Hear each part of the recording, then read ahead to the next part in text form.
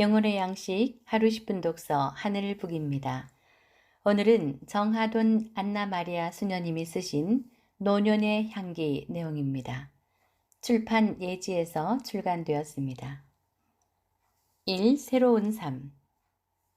너희는 더 이상 무엇을 가지고 자신을 증명할 필요가 없다. 젊었을 때 시간이 없어서 하지 못한 일들을 이제 할 수 있다. 마음을 열고 다른 이에게 귀를 기울일 수 있고 더 이상 자신을 방어할 이유도 없다. 보다 더 친구들과 함께 할 수 있고 기도 시간도 가질 수 있다. 마음만 먹으면 긍정적으로 생각할 수 있고 받아들이려고만 한다면 많은 것을 누릴 수 있는 기회가 있다. 교황 프란치스코는 노년은 질병이 아니라 특권이므로 교회는 노년이 주는 선물을 받아들여야 한다며 사람들은 생산성과 활력의 쇠퇴 때문에 은퇴가 필요하다고 생각하지만 은퇴 연령에 다다른 이들도 여전히 육체적으로나 정신적으로 건강하고 더 많은 자유를 갖고 있으므로 우리는 노년이 주는 선물을 받아들이고 노년은 공동체의 쓸모없는 부담으로 받아들이는 사회적 통념을 바꾸기 위해 노력해야 한다고 했다. 노년기에는 일상생활의 아름다움과 단순함을 다시 찾아야 한다. 그러자면 슬픔과 상실을 살아가는 법을 배워야 하고 노화를 인정하고 받아들이면서 나이 드는 것을 자연스럽게 삶의 일부로 받아들일 수 있어야 한다. 이를 더욱 충만한 삶으로 나아가는 불가피한 통로이며 기회라고 여기는 사람과 과거에 집착하고 늙어가는 것을 저항하는 사람에는 근본적으로 차이가 있다. 비록 밖으로는 가난해도 안으로는 부유한 마음이 있다면 오늘 하루는 축복이며 선물이고 새 하루, 새 생명을 주신 하느님께 감사할 수 있어 행복할 수 있다. 고전에서 행복과 불행은 같은 문이라고 했다. 오늘의 행복이 내일의 불행이 될 수 있고 오늘의 어려운 상황이 내일의 행복이 될 수 있다는 것이다. 그러니 행복은 일어나는 모든 일 앞에서 우리가 그것을 긍정적으로 생각하느냐 아니면 부정적으로 생각하느냐에 달려있다. 사람들은 행복과 성공을 동전의 양면으로 생각한다. 성공한 사람은 행복하고 행복한 사람은 성공했다고 한다. 이제 그런 시대는 지났다.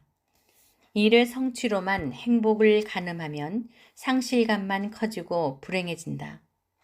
생활 말씀에서 하루하루 우리가 크고 작은 고통, 즉 의심, 실패, 오해, 엇갈린 관계, 가정이나 직장에서의 어려움, 심지어 불행이나 심각한 걱정 등으로 시달릴 때에 그것을 주님께 대한 우리의 사랑으로 받아들이고 주님께 봉헌하도록 노력해야 한다.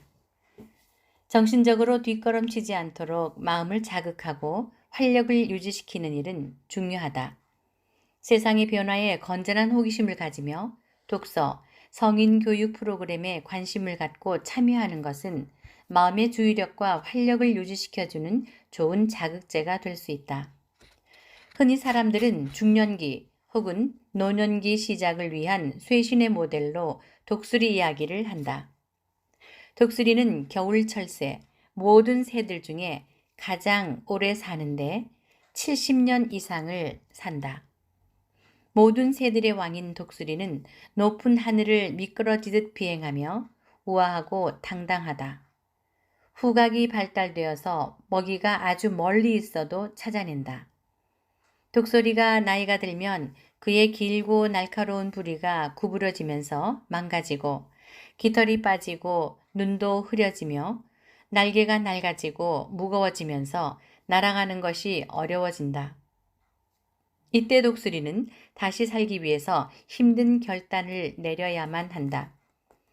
독수리는 죽든지 아니면 150일 동안 고통스런 쇄신의 과정인 5개월을 맞이할 것인지 결단을 내려야 한다. 이런 결단을 내렸으면 이 과정을 이루기 위해서 독수리는 높은 산에 올라가 더 이상 날아갈 수 없는 곳의 암벽으로 가서 둥지를 틀고 머문다. 그는 끊임없이 불이가 닳아 없어질 때까지 암벽을 찍는다. 불이가 닳아진 다음에 불이가 새로 날 때까지 기다린다. 그 다음에는 새로 난 불이로 무뎌진 발톱을 하나씩 빼낸다. 발톱이 빠지고 새로운 발톱이 생기는 인고의 세월을 견딘 후 독수리는 새로운 부활을 맞게 된다. 독수리는 앞으로 30년에서 40년을 더 살기 위해 자신의 몸 전체를 바꾸고 새 출발을 한다.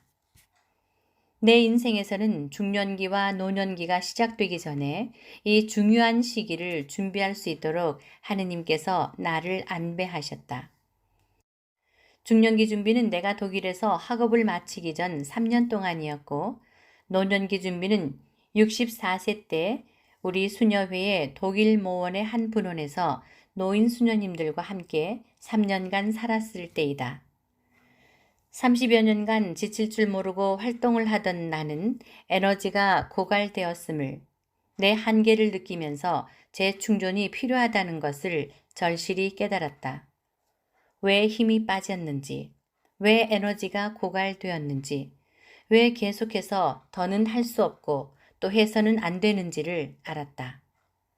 그래서 내 일을 계속할 수 있기 위해서는 고요한 시간에 더 많은 기도와 침묵이 필요하고 다시금 충전되어야 함을 깨달았다.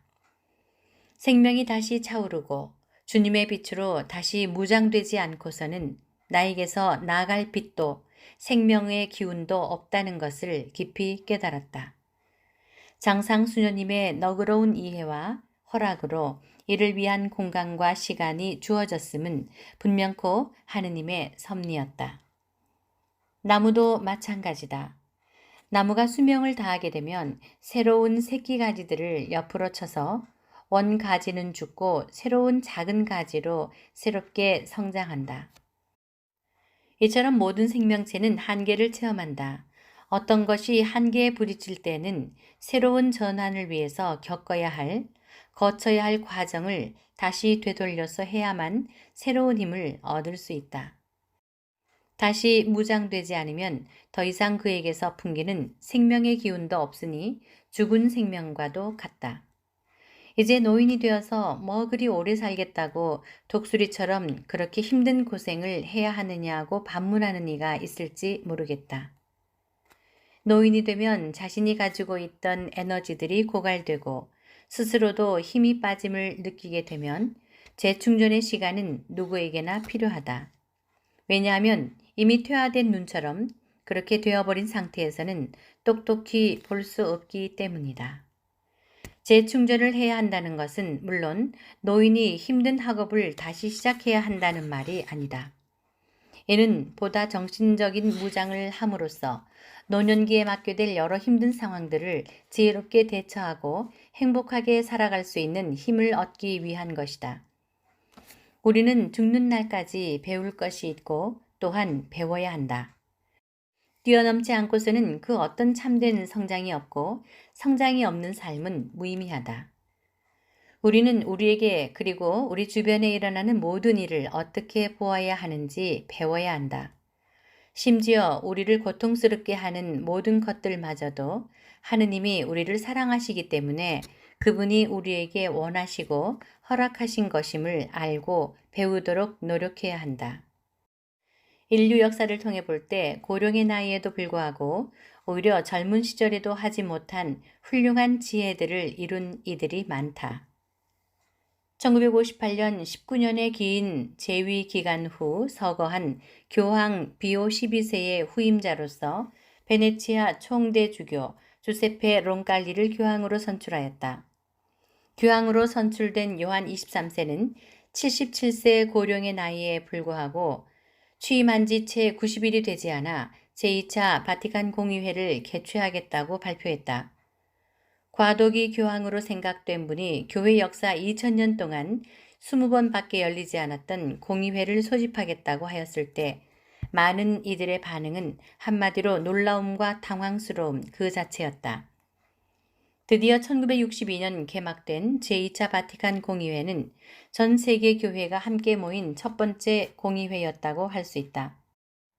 전 세계 2,550여 명의 주교들이 공의회 개막식에서 행렬하여 성 베드로 대성전에 입장하는 데만도 1시간이 넘게 걸렸다.